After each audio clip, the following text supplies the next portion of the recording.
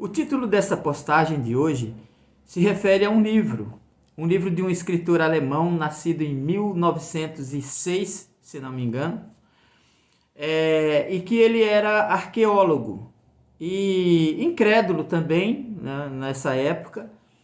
Ele começou como ele era um arqueólogo, né, ele começou a querer contradizer a Bíblia através da arqueologia. E aí ele, estudando, enfim, indo naqueles locais onde a Bíblia fala que houve uma cidade, que houve um determinado fato, através das descobertas dele, ele pensou com eles, é verdade, a Bíblia tinha razão quando falava de certas coisas. Então ele se converteu ao cristianismo e escreveu um livro intitulado E a Bíblia Tinha Razão. Esse livro vendeu em torno de 10 milhões de cópias, né, no mundo todo. Foi traduzido em cerca de 20 idiomas. E ainda hoje é muito conhecido, né, pelos cristãos mais antigos, enfim, que estão sempre querendo se atualizar com essas coisas. Porque ultimamente não tem surgido mais esse tipo de literatura, né, tão profunda como existia há algum tempo atrás. A palavra de ordem para os nossos dias é leviandade, né? E tudo aquilo que não tem valor, né? Os valores estão alterados, né? Há uma certa inversão de valores, onde se valoriza o que não presta, essa é a verdade.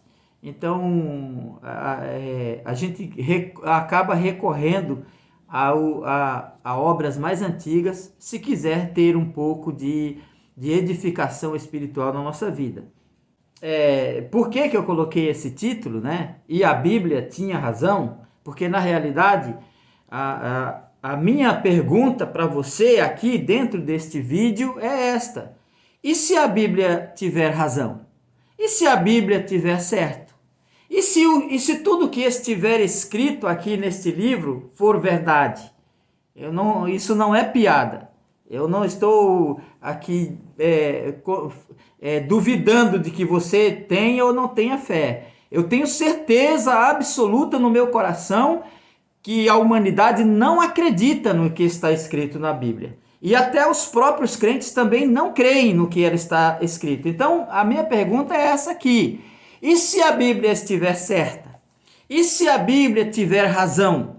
E se as coisas tiverem que acontecer exatamente como está escrito aqui?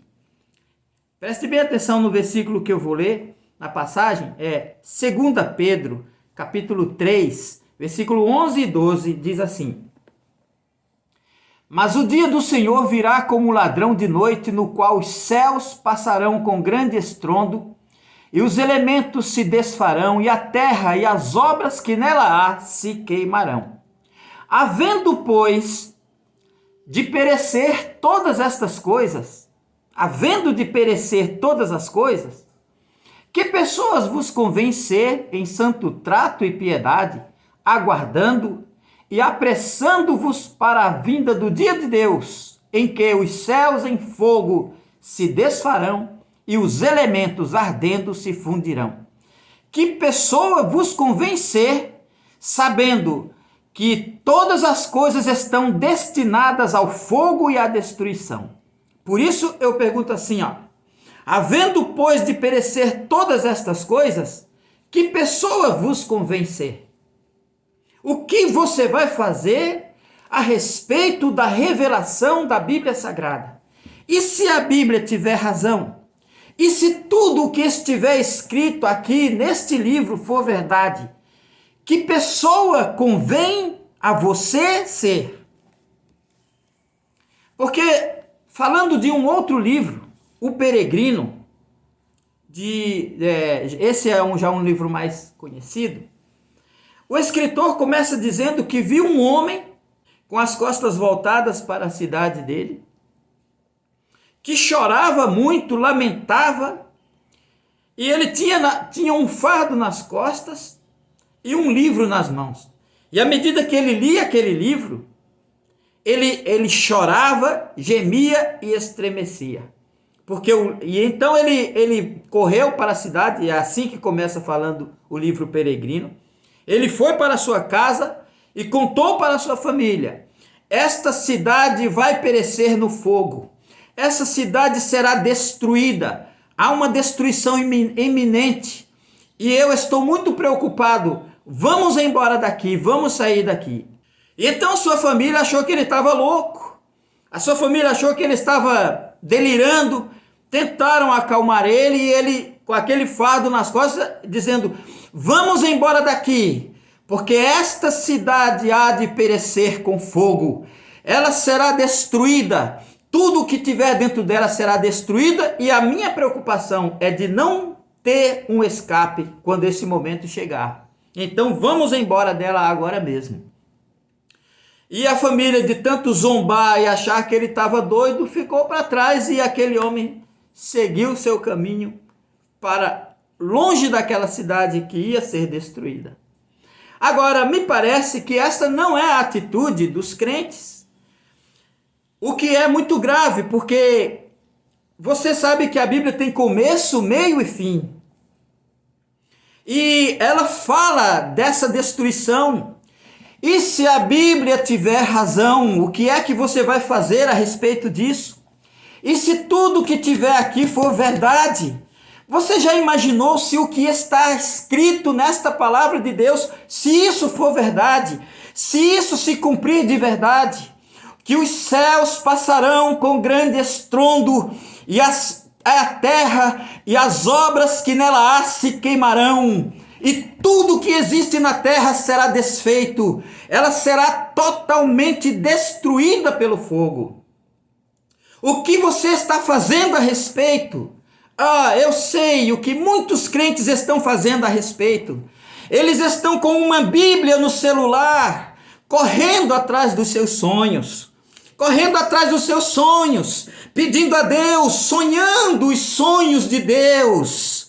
O sonho de Deus é varrer da face da terra todos os pecadores. O sonho de Deus é fazer com que a terra seja balançada como uma árvore cheia de frutos, e a árvore será sacudida e os frutos podres cairão por terra. O sonho de Deus é varrer, banir da face da terra todos os pecadores e criar um novo mundo, um novo céu e uma nova terra. Mas os crentes triunfalistas, os crentes que vivem correndo atrás dos sonhos, correndo atrás de bênçãos materiais neste mundo, eles de fato não acreditam que essa palavra tem razão. E se a Bíblia tiver razão, o que é que você vai fazer a respeito disso? Eu ouvi ontem uma imagem da Grécia. Só na Grécia está acontecendo um incêndio, mais de 600 focos de incêndio na Grécia. O céu da Grécia ficou vermelho como sangue. Os canais de televisão que noticiaram aquilo, colocaram um pedacinho no YouTube, disseram que aquilo era uma imagem apocalíptica. A Bíblia diz, tem uma profecia na Bíblia em que um anjo toca uma trombeta e 1/3 das árvores da terra, de toda a vegetação da terra foi queimada. Existem hoje incêndios na Turquia, na Grécia, nos Estados Unidos, em muitos países pelo mundo. Os incêndios estão devorando as casas, devorando cidades inteiras.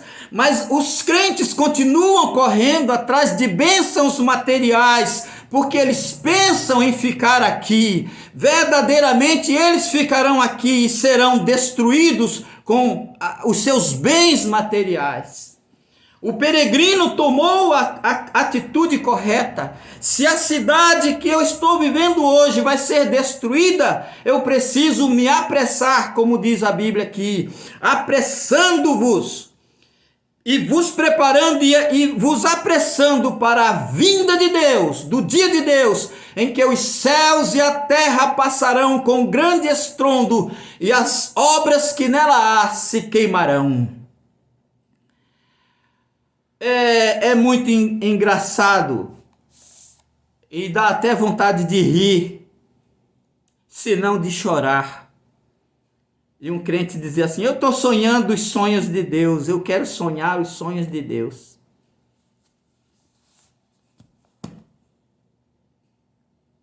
Isso é possível? Como é que você vai viver sabendo que isso é verdade? E se a Bíblia tiver razão?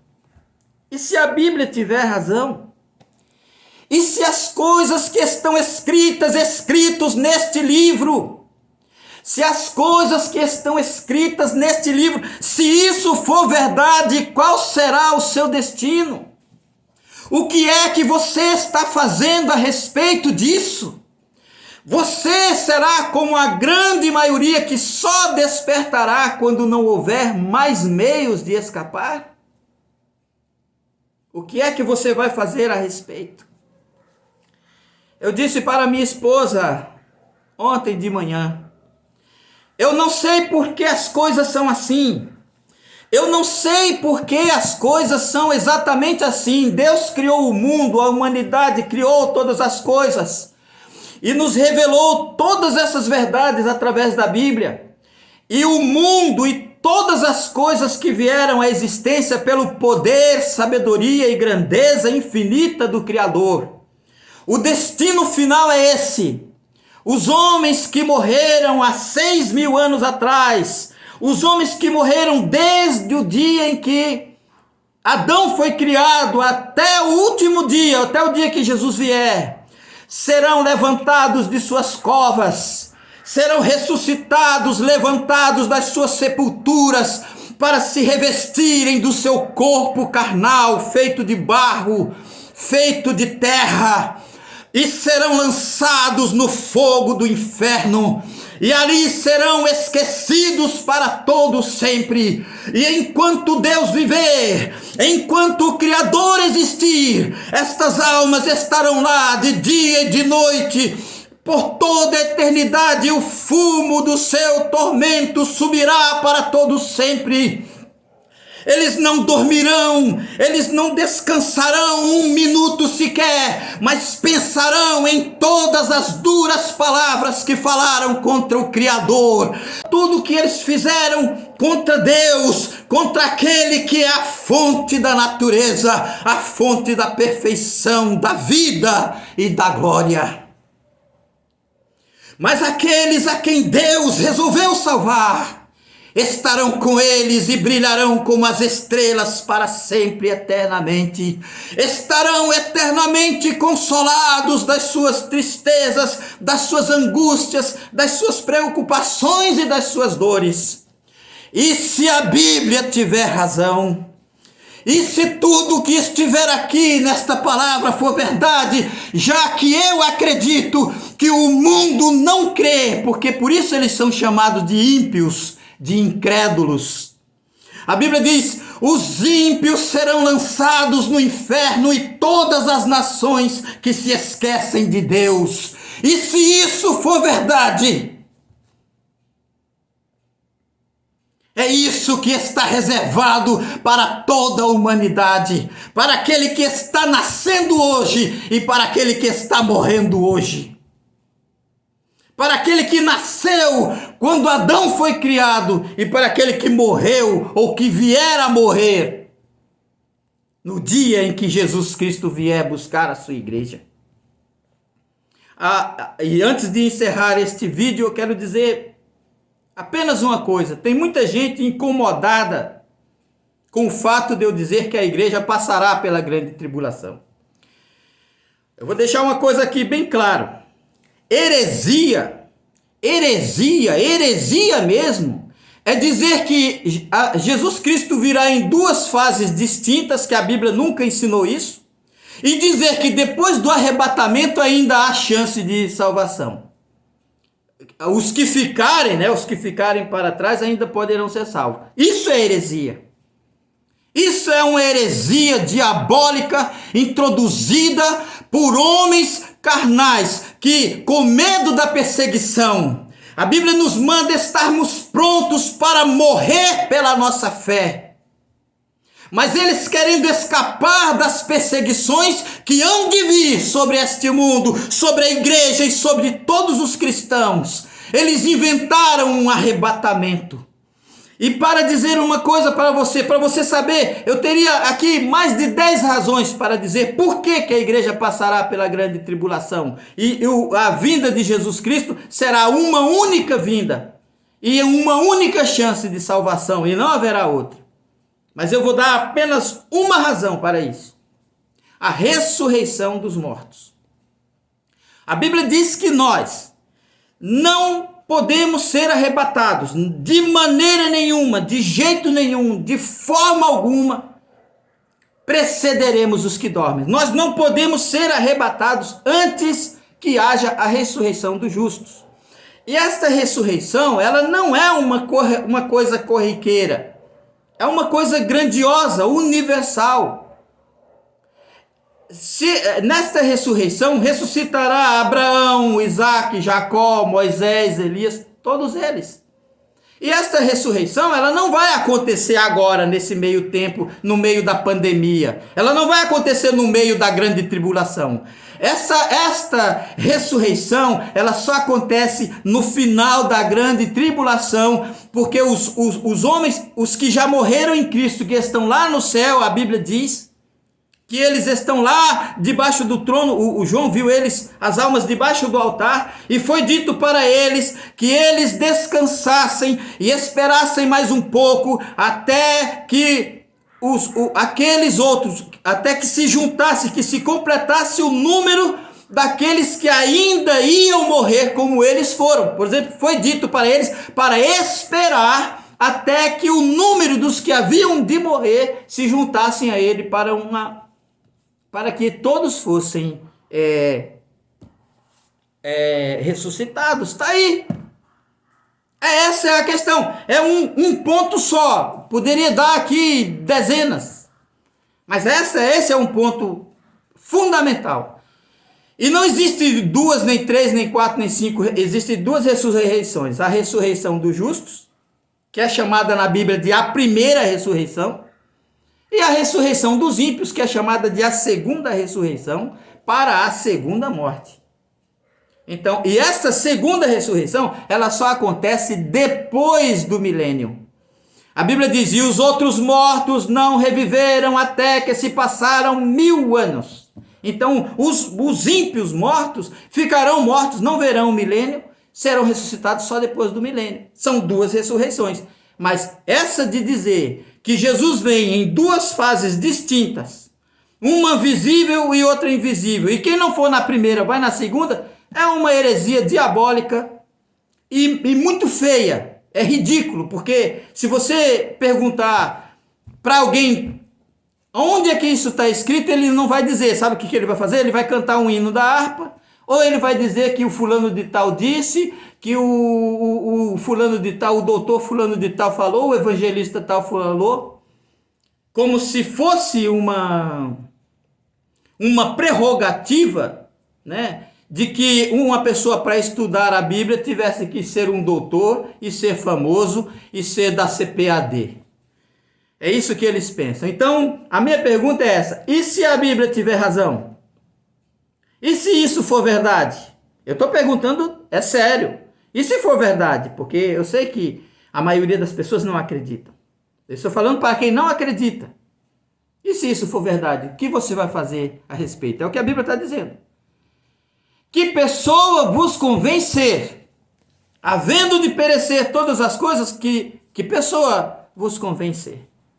Vivendo em santo trato e piedade, preparando e apressando-vos para esse dia. Quer dizer, se preparando, se apressando. E não correndo atrás de sonho. Porque como eu preguei ainda ontem, aquele versículo que diz assim, tem uma passagem que diz assim: não erreis, Deus não se deixa escarnecer, porque tudo que o homem semear, isso também ceifará. Aí quem lê esse versículo, para nele. Só que o versículo que vem a seguir, ele é o mesmo assunto, ele está falando da mesma coisa. Porque quem semeia na carne, da carne ceifará a corrupção, e quem semeia no Espírito, do Espírito ceifará a vida eterna. Então, para muitos crentes, né, zombar de Deus é o Porta dos Fundos, é a Rede Globo, é o cantor fulano de tal, é o ator que se vestiu na cruz. Eles acham que é isso. Enquanto que Deus não se deixa escarnecer por nós, os crentes. Escarnecemos de Deus quando não acreditamos na Bíblia Sagrada. Escarnecemos de Deus quando dizemos: Senhor, eu quero sonhar o teu sonho, correr atrás do teu sonho. Eu diria como diz um piadista: você quer sonho? Vai numa padaria buscar teu sonho. Agora, se você quer salvação, chore, lamente, gema, peça misericórdia a Deus, te apressa, corre para os braços de Jesus enquanto há tempo. Porque essas pessoas, os que semeiam na carne, da carne ceifará a corrupção. Estes hinos triunfalistas que tanto sucesso fazem dentro da igreja, a grande maioria destes cantores e cantoras estão afundados nos vícios, nas prostituição, no adultério, estão afundados, metidos em drogas, com suas vidas destruídas, amarguradas. Muitos deles sumiram, desapareceram, porque agora estão no fundo do inferno, estão no fundo do poço, porque semearam na carne. Porque aquilo que se oferece a Deus não se oferece ao homem. Deus é exclusivo. Ele diz assim: o Senhor é o meu nome, a minha glória não darei a outro, nem o meu louvor às imagens de escultura, nem o meu louvor a ídolos pagãos. E essas pessoas fazem músicas triunfalistas, semeando na carne, satisfazendo o desejo carnal desses cristãos vazios, desses cristãos carnais dos dias de hoje, cantando em palcos de danças, de luzes e fumaças, metidos com drogas, com prostituição, com fornicação, com desrespeito a Deus. E a Bíblia diz: eles estão colhendo aquilo que plantaram, porque quem semeia na carne, da carne ceifará a corrupção. Porque a inclinação da carne é morte, mas a inclinação do Espírito é vida e paz, e gozo e alegria no Espírito Santo.